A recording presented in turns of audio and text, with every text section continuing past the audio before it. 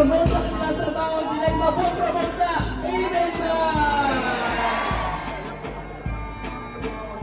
Italangin natin yung mga naraan, ipatanggal sa trabaho, hindi na sila matatanggal. Amen ka!